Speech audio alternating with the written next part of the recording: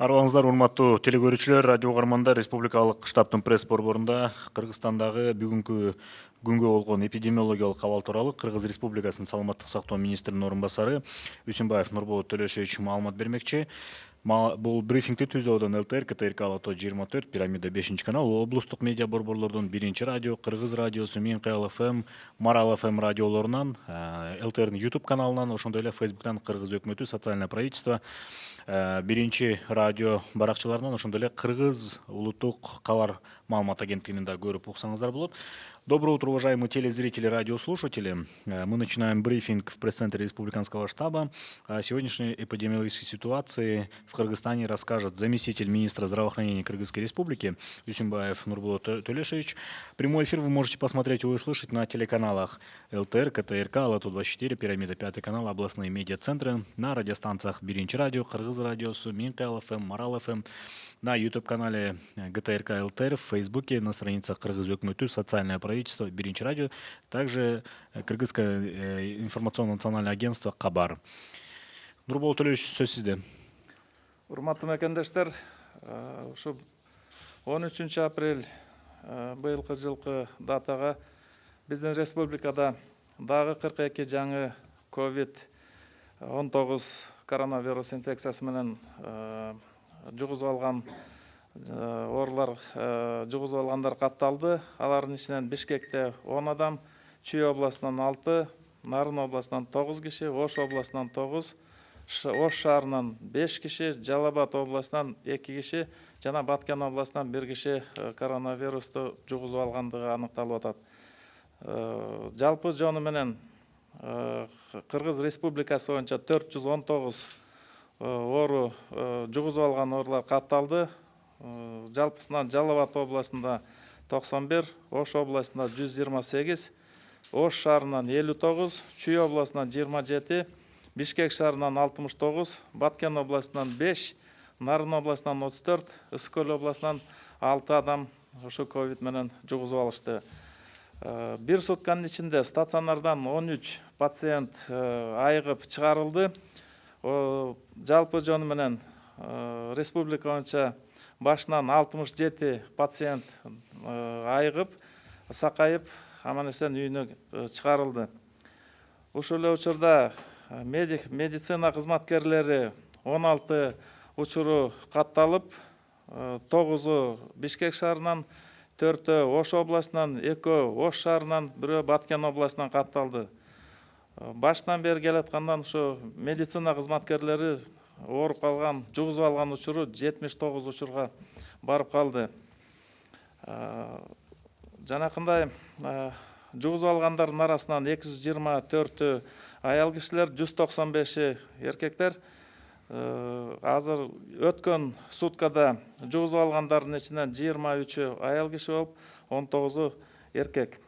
Жашына бөлүп келе турган болсок, 15 жашка чейинкиси 39, 1 жашка толо электер 3, 16дан 19 жашка чейинкиси 12, 20дан 35 жашка чейин 105, 35 жаштан 55-ке чейин 157, 55 жаштан өйдөрөгү 106 адам катталып, жалпы жонунан 419-ду түздү. Бүгүнкү күндө биздин стационарларда 347 адам жатат. Оор акыбал менен 11, реанимацияга кармалып турганы 6. Орто оорчулукта 336 адам бүгүн дарыланып атат. Айтып кеттим, 67-си сакайып чыгып кетти. Каза болгондордон 5 болуп туруп атат. Жалпы жонунан контакта болгондорду айта кетели. Жакынкы 1 категорияда контакттар 1359 адам көзөмөлдө турат. 2 категориядагы контакт болгондордон 5540 адам биздин көзөмөлдө. Жалпы обсервацияда туруп аткан адамдардын саны 947 менен турат. Бүгүнкү күндүн да бир орчундуу маселеси катары айтып кетишим керек. Ушу медицина кызматкерлери ушул коронавирус менен жугузуп алган учурлары өсүп калгандыгы байкалып атат. Жалпы биздин калкты дагы ушул маселе кооптондуруп атса керек. Бирок айта кетиш керек, акыркы дүйнөлүк саламаттык сактоо уюмунун маалыматы боюнча деген дүйнө жүзүндө 22.000 ашык медицина кызматкерлери ушул коронавируска дуушар болуп турган кези, кээ бир айта турган болсок, мына Италия мамлекетинде 15.000 ашык медицина кызматкерлери дуушар болуп, бүгүнкү күндө ошо дарыланууга мажбур. Бизде болсо мына 79 болуп атат. Мунун деген жанакындай себептери дагы ар кандай болушу мүмкүн. Анткени мына ВОЗдун дүйнөлүк саламаттык сактоо уюмунун берген аналитический материалдарына такалып келе турган болсок, таянып, ошол жерде өтө жакын жанакындай биздин ооруп калган адамдарды тейлеп аткан учурларда же болбосо ошол жерде көп убакыт ошол жерде болуп, жанакындай медициналык тейлөө учурунда жугузуп алышы мүмкүн, же болбосо жалпы элдин арасында баягы түшүндүрүү иштерин же башка контакт болуп атат, ошолор менен иштеп аткан учурларда тыгыз жанакындай оорулар менен байланышта болуп калганда ошо жугузуп алып аткандары маалым. Мына ошол ар бир медицина кызматкерлеринин жугузуп алган учурларын баары тыкыр комиссия аркылуу изилдеп азырдан карап чыгып атабыз. Бул дагы жалпы мен бир дагы ушу өзүмдүн коллегаларыма деген мындай күнөө кое албайм. Анткениден аябай баягы мекенин астында, элдин астында кызматын кылам деп ошол жерде чуркап баарыбыз тең чуркап жүрүп иштеп атабыз. Ошол учурда мына морекиндей жалпы ушул оорунун өзгөчөлүгү ошондой экен, биздин медицина кызматкерлерибиз дагы ушундай жугузуп алганга да дуушар болуп жатышат. Эгерде мүмкүн болсо расмий тилде дагы айтып берип койсоңуз. Уважаемые соотечественники, на 13 апреля текущего года зарегистрировано 42 новых случаев, подтвержденных COVID-19. Из них в Бишкеке 10, в Чуйской области 6, в Нарынской области 9, в Волжской области 9, в городе Ош 5, в Джалабадской области 2 и в Баткенской области 1 случай нового заражения. Таким образом, в Кыргызстане подтвержденных случаев зарегистрировано 419 зараженных. Из них в Джалабадской области 91, в Волжской области 128, в городе Ош 59, в Чуйской области 27, в городе Бишкек 69, в Баткенской области 5, в Нарынской области 34, в Высокульской области 6 человек заражены COVID-19. За сутки из стационара выписано 13 пациентов с выздоровлением. Лабораторные результаты отрицательные. Всего за время эпидемии выздоровлено, с выздоровлением выписано 67 пациентов. Медицинских работников из числа вновь поступивших 16 случаев, из которых 9 медработников заразились в городе Бишкек, 4 в Волжской области, 2 в городе Ош, 1 в Баткенской области. Таким образом, всего медицинских работников с диагнозом COVID-19 на сегодня 79 случаев. Из зарегистрированных положительных случаев 224 составляет женщины, 195 мужчины. Среди новых случаев 23 женщины и 19 мужчин. Если по возрасту рассмотрим, то дети в возрасте до 15 лет 39 случаев, из них до года 3 случая, от 16 до 19 лет 12 случаев, от 20 до 35 лет 105 случаев, от 35 до 55 лет 157 человек, 55 лет и старше составляет 106 человек, итого 419. По состоянию госпитализированных в стационаре находится 347 пациентов, в тяжелом состоянии находится 11, из которых 6 в реанимации. Из этих 11 тяжелых больных 3 это медицинские работники. Проводится лечение, идет медицинское наблюдение. Со средней тяжестью в удовлетворительном состоянии 336 больных. Как я уже сказал, выписано 67, умерло от COVID-19 5 пациентов.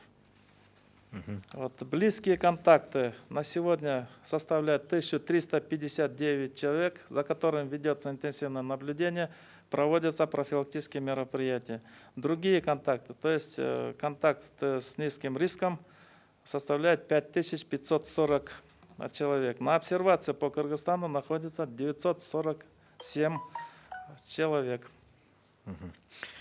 Нурбол Төлешович, анда коомдо көтөрүлүп жаткан жана ошо биздин кесиптештерден келип жаткан суроолорго өтсөк, анда биринчиден баштасак, ошо жакында сиз өзүңүзгө байкасаңыз керек, көрсөңүз керек, ушул медициналык кызматкер кечирим сурап ошо маалымат тараткан үчүн дагы бир видео чыкты. Жанагы жана сиз боюнчачы, средства индивидуальной защиты. Анан ошол боюнча бул канчалык маалымат чындыкка дал келет?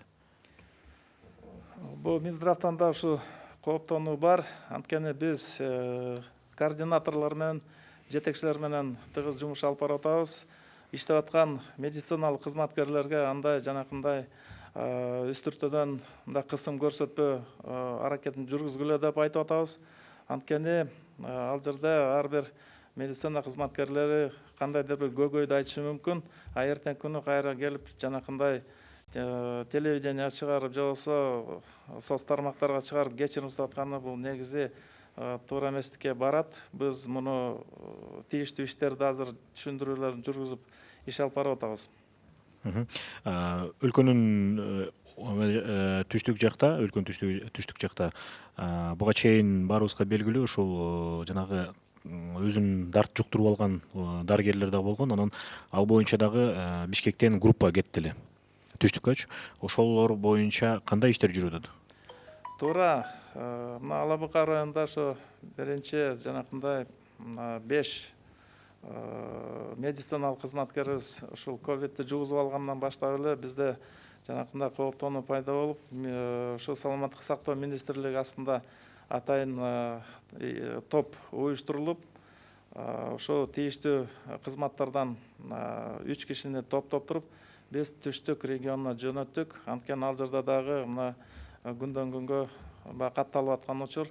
Ошол кандай шартта жугуп калышы мүмкүн, же болбосо кандай учурлар болуп калды, ошо толук тастыктоо үчүн ошол биздин топ иштеп аткан кези азыр жанакындай анкеталарын, сурамжылоо баракчаларын баарын даярдап, бияктан макулдашып, ошол боюнча иш жүрүп атат.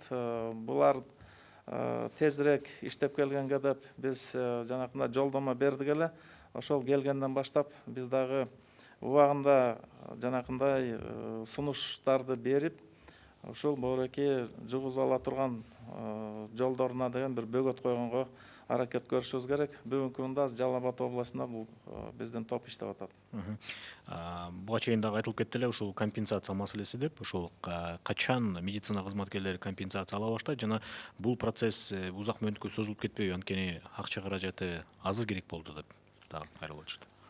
Компенсация маселеси дагы бизди да түйшөлдүрөт. Бүгүнкү күндө мына ошол бизден иштеп аткан кызматкерлерге, медицина медиктерге жанакындай очок оорулардын очокторунда иштеп атышат. Ошол жерлерге жанакындай эпидфонд кошумча акча төлөмдөрү каралган. Ошону толугу менен азыр төлөп бүткөндүн үстүндөбүз. Компенсация болсо бүгүнкү күнү жанакындай нормативдик талаада жүрүш керек экен. Ошонун деген толук ошол жагын иштелип атат. Ошол нормативдик актылардын баары кабыл алынып бүткөндөн кийин бул төлөмдөр жүргүзүлөт деп ойлойм. ВОЗ призвала проводить больше тестирования. Какова политика Минздрава Кыргызстана в этом отношении? Действительно, на сегодня Министерство здравоохранения предпринимает все необходимые меры по приобретению этих необходимых тест-систем, расходных материалов, реагентов. Мы по возможности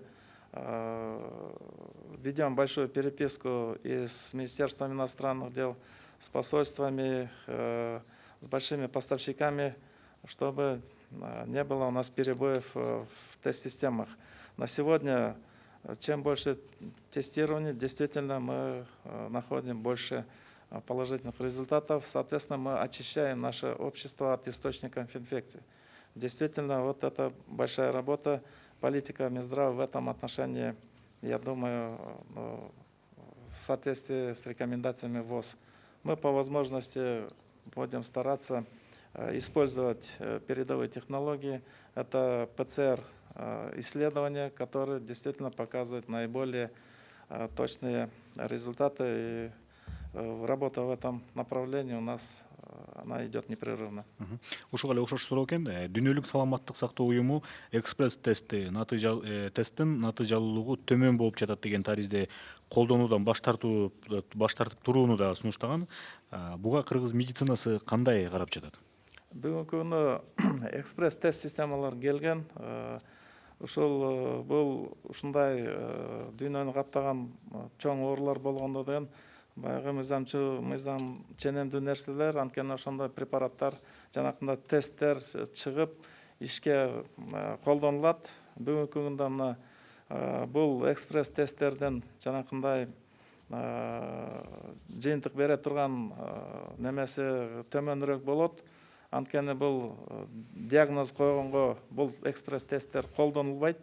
Бул скрининг жүргүзүлгөндө колдонуучу экспресс тесттер. Муну башынан биз билгенбиз. Жанакы чек арадан кирип атканда масса келгенде авиа каттамдар токтоло элек учурда деген ушул экспресс тесттер келип, биз ошолорду иштеткенбиз. Анткени ошол эгерде адамдарда жугузуп алган бир учуру болгондо ошол экспресс тест менен кандайдыр бир деңгээлде ошол биринчи жанакындай фильтрде колдонулду.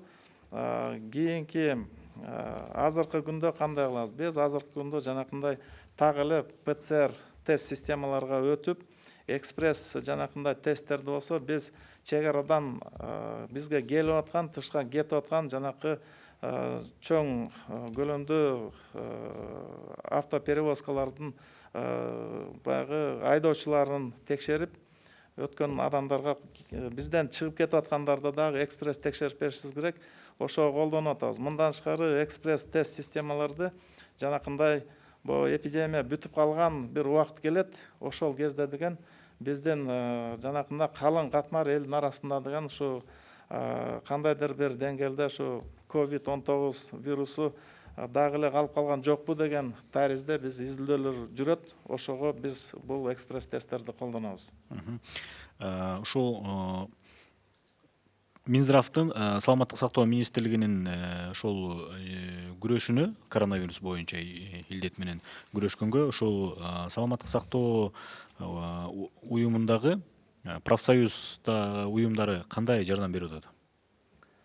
Бүгүнкү күнү медицина кызматкерлеринин профсоюзу аркылуу дагы баягы тыгыз байланышта иштегенге туура келет. Анткени деген ал жерде жанакындай ооруга чалдыккандарыбыз бар. Алардын укуктарын дагы карай турган бирден бир ушу биздин жанакындай кесиптик конушубуздун баягы ролдору да чоң. Ошон үчүн бул учурда жанакындай медицина кызматкерлеринин укуктарын дагы жанакындай сактап туруш керек. Алардын талаптарын дагы биз келип ушу чогуу иш алып барып атабыз деп айтсам туура болот.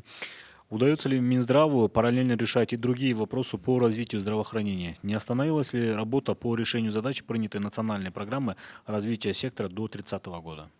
Здесь в Минздраве создан оперативный штаб по противодействию этого коронавирусу. Оперативным штабом проводятся все необходимые профилактические, противоэпидемические мероприятия. Члены штаба задействованы во всех отношениях, но остальные сотрудники Министерства здравоохранения, они в штатном режиме обеспечивают всю необходимую работу по охране здоровья нашего населения. Сколько лабораторий в Бишкеке проводят тестирование на COVID-19 и каков порядок приема граждан? Можно ли попасть туда самонаправлением? На сегодня, значит, по стране у нас задействовано 9 вирусологических лабораторий, из них 3 лаборатории, это мобильные лаборатории экспресс-диагностики. Соответственно, все эти лаборатории на сегодня задействованы по приему анализов для вирусологических исследований. Касательно самонаправления, на сегодня мы продумаем эти все вопросы. Мы в контакте с некоторыми большими частными лабораториями на сегодня пытаемся организовать вот эти исследования. потому что на сегодня большая приоритетная задача – это охватить наших больных, зараженных и контактных лиц. Вот. И как только у нас появится вот эта необходимость, когда мы успеем запустить вот эти мощности, то мы немедленно об этом сообщим. И все, кто желает, не смогут у нас пройти тестирование на наличие коронавируса. Подтверждаете ли вы, что у одного сотрудников Минздрава обнаружили COVID-19? Что вы намерены делать в дальнейшем? Здесь вопрос касается сотрудничества одного из организаций здравоохранения республиканского масштаба. Данное сотрудничество было привлечено для работы в оперативном штабе. Она заразилась коронавирусом в каких-то обстоятельствах. Сейчас идет полное расследование случая, где это произошло, как произошло. Соответственно, она получает соответствующее лечение на сегодня. Мы уточнили все, кто был в контакте, имел возможность или существовал какой-то риск. Мы организовали, ну, так скажем, первоочередные противоэпидемические мероприятия, обследовали всех тех лиц, которые были в контакте в тесном. На сегодня результаты отрицательные, но проводятся наблюдения, соответственно, мы принимаем все необходимые меры. Адам кыргыз жараны болобу же башка бир жаран ушу коронавирус илдетин жуктуруп алгандан кийин, анан айыгып чыккандан кийин адамдын организминде кандай өзгөрүүлөр болот, кандай өзгөрүүгө дуушар болот? Бул коронавирус жанакында жугуштуу инфекциялык дарт болгондон кийин жанакында толугу менен айыгып чыга тургандыгын биз лабораториялык жол менен тастыктап чыгарылат. Алардын жанакындай организмден вирус жок, айыгып кетти дегенден кийин жанакындай чыгышат. Мындай өтө деле чоң өзгөрүүлөр байкалган жери жок деп биз маалымат алып атабыз. Муну айыгып чыкканда мына көбүнчөсү, мына мен айткандай 336сы бүгүнкү күнү жеңил түрүндө же болбосо оорунун кандайдыр бир өзгөчө бир белгилери жок турган кези лабораториялык жол менен тастыктап биз бүгүнкү күнү булардын артында жанакындай алдын алуудагы клиникасына жараша дагы дарылоо процессин жүргүзүп атабыз. Мындай калып калат же болбосо муну өнөкөт оору катары бул каралбайт. Анткени бул вирустук инфекция курч мүнөздө өтүп кетип, ошодон кийин булардын артынан дагы жанакындай көзөмөл жүргүзүп, ошого анализ да жүргүзүп турабыз. Бул өтө курч мүнөздө жалпы дүйнөдө дагы ушул кезде процесс жүрүп аткан учурда. Анан азыр деген бул кандай болуп калат, канчасы жанакындай бир калдыктары калып калабы, жокпу деген маселе бул кийинки этаптагы биздин ишибиз болот. Сиздин көз карашыңызда коңшу мамлекеттер менен салыштырмалуу Кыргызстанда ушу коронавирус илдетинен айыккандардын санынын көрсөткүчү мындай айтканда төмөнүрөөк. Бул эмне себептен болду деп ойлойсуз? Бул себеп деле эмес болуш керек. Анткени коңшу мамлекеттерде бир аз эртерээк башталып калып, жанакындай дарыланып чыгып кетип аткандардын саны деген ошол жерде кичине көбүрөөк. Бирок баягы элдин санына салыштырмалуу көрсөткүчтөр болот да. Алар менен эле тең эле биз келатабыз биз. Сколько всего нужно в сутки и в месяц средств индивидуальной защиты по тем же наименованиям и конкретно для системы здравоохранения? Можете предоставить данные, откуда эти цифры взяты? Во-первых, не останавливаясь на общих количествах, это очень большие цифры получатся. Я бы просто сказал, что мы собираем потребности в зависимости от количества людей, которые привлекаются к этой работе. Потому что у нас есть система трехуровневой безопасности. Соответственно, на каждом уровне безопасности у нас есть определенное количество медицинских работников. И вот, соответственно, этого уровня безопасности и по количеству людей мы делаем заявки.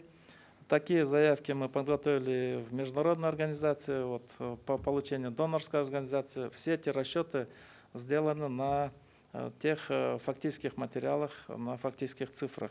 Поэтому привлекаются и работники санитарно-карантинных пунктов, работники первичной медико-санитарной помощи, это ЦСМ, территориальные больницы. На втором уровне уже задействованы мобильные группы, которые объезжают контактировавших лиц, население, которое находится на домашнем карантине. Третий уровень по безопасности – это уже лаборатории, которые занимаются диагностикой коронавирусной инфекции. Кроме того, на этом уровне находятся у нас наши медицинские работники инфекционных стационаров, те, кто занимается реанимационными и интенсивной терапией. Поэтому вот исходя из вот этих цифр мы делаем заявки и расчеты, потому что они меняются иногда в сторону увеличения, иногда идет перегруппировка сил и средств, соответственно, этому мы обеспечиваемся средствами индивидуальной защиты. На сегодня уже с этим вопросом немножко стало полегче, потому что на сегодня уже идут гуманитарная помощь в этом плане, поступают комбинезоны, защитные халаты, маски, очки.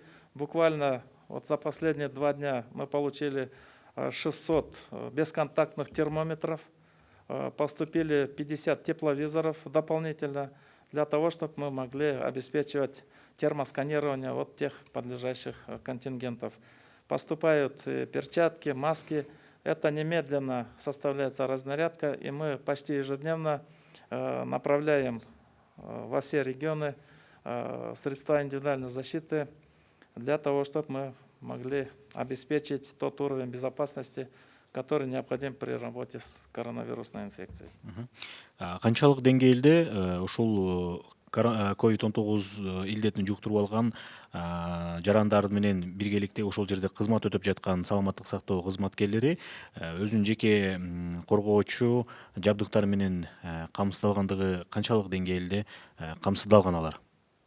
Бүгүнкү күндө мен айтып кеткендей, жанакындай 3 деңгээлге бөлүп коюп, ошолорду приоритет катары каралат дагы, жанакындай өзгөчө ушул оорулар катталып аткан район, областтарга биринчи иретте ошол жака жөнөткөнгө аракет кылып атабыз. Бүгүнкү күнү мына эртең мененки видеоконференцияда бүгүн бардык жетекчилерден биз толук сурадык. Бүгүн канча жерде ушу мүчүлүштүктөр бар, жетишпегендиктер барбы дегенде, бүгүнкү күндө түнү менен кечи менен бүт ушул атайын кийилчү кийимдердин баарын алышып, бүгүнкү вопростор ошо респираторлор боюнча болуп атат.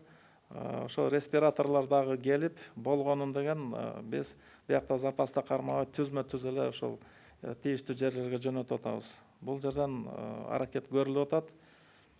Мындан аркысы деле ошо бүгүнкү күнү бизде иштеген ишкерлер дагы жанакындай гуманитарный катары алып келгени да бар. И жанакындай биздин медицина организацияларыбыз, мекемелерибиз сатып алганга дагы мүмкүнчүлүк бүгүн бар. Бүгүндөн баштап тендерлерге коюп, бүгүндөн баштап да кошумча дагы бул атай кийилчү кийимдерди жана өзүн өзү коргой турган шаймандардын баарын алганга мүмкүнчүлүктөрүбүз түзүлдү. Кечээ күнү социалдык тармактарда дагы бир сүрөт чыкты. Ушул медицина кызматкерлери топтолуп бир автобус менен кетип баратканы. Ошондон улам суроо туулуп атат. Канчалык деңгээлде медицина кызматкерлери транспорт менен камсыздалган, жумушуна алып баруу жана жумушунан алып кетүү? Бүгүнкү күндө саламаттык сактоо министрлигинин атайын буйругу чыгып калган.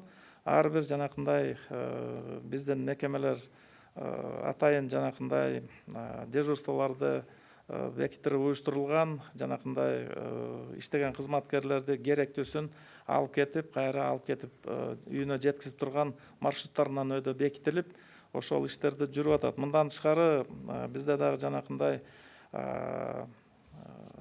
жардам катары келген чоң компаниялар бар. Булар да жанакындай маршруттук микроавтобустарды берип, ар бир мекеме уюмга бекитип койгонбуз. Ал жерде иштеген адамдар жанакындай маршруттар менен үйлөрүнө жеткизип атат. Анан чогуу жүрдү дегенде, бул жерде биз дагы өзүнчө баягы көзөмөл жүргүзүлүп турат. Ал жерде ооруган адамдар жок. Баары тең. Эгерде карантинге же болбосо жанакындай изоляцияга туш боло турган болсо, алар өзүнчө шарт менен жеткизилип, же болбосо биз карантинге коебуз аларды. Жалпы жонунан жанакында барып келип аткан адамдар бул биздин жакшынакай эле ден соолугу чың, результаттары бул коронавируска тиешеси жок деп өзүнүн ишин штаттык түрдө жасап аткан адамдар булар. Ал эми ошол жана социалдык тармактарга чыккан сүрөт боюнча кандай маалымат бересиңер? Бул жерде социалдык тармакта ошол биз Ошко же Жалал Абадка кетирип аткан учурларды тартып кээде көрсөтүп коюп атышат. Эми ал жерде азыр жол шартын билесиңер, болбосо бирден экиден самолет менен эле кетирмекпиз. Но бүгүнкү күндө жана маршруткада 4-төн 5тен отургузуп жөнөткөнүбүз ушундай болуп аткан учур. И последний вопрос. На блокпостах в Бишкеке дежурят еще и врачи. Костюмы им выдаются не ежедневно, не у всех есть термометры. Зачем на блокпостах врачи, если по сути они никого проверить не могут? Как я уже сказал, за последние 2 дня мы уже получили 600 бесконтактных термометров от предпринимателей, которые работают у нас в Кыргызской республике. Это большей частью золоторудные компании.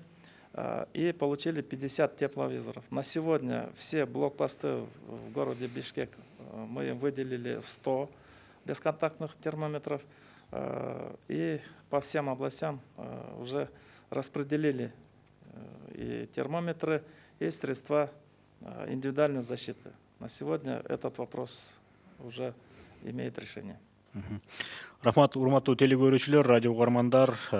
Бүгүн сиздерге Кыргыз Республикасынын саламаттык сактоо министринин орун басары Усимбаев Нурболот Төлөшевич маалымат берди. Брифингти түзүүдөн ЛТР, КТРК Алато 24, Пирамида 5-канал, облустук медиа борборлордон 1-радио, Кыргыз радиосу, Мин КЛФМ, Марал ФМ радиолорунан, ошондой эле ЛТРдин YouTube каналынан, Facebooктан Кыргыз өкмөтү, социальное правительство жана 1-радионун баракчаларынан угуп көрдүңүздөр.